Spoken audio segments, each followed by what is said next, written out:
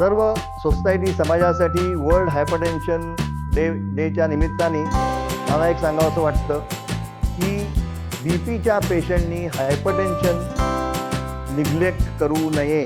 बिलकुल लोकांना काय आहे की 90% बीपीच्या पेशंटला, हाय बीपीच्या पेशंटला सिम्पटम्स म्हणजे काही नसतं, म्हणून लोक बेफिकीर राहतात की मला काही नाही, माझं बीपी 170-80 आहे, 180 आहे, मला काही होत नाही. पण तसं करू नये.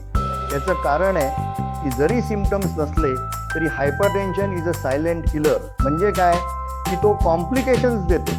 मग तो हार्टमध्ये देतो, ब्रेनमध्ये देतो, किडनीमध्ये देतो.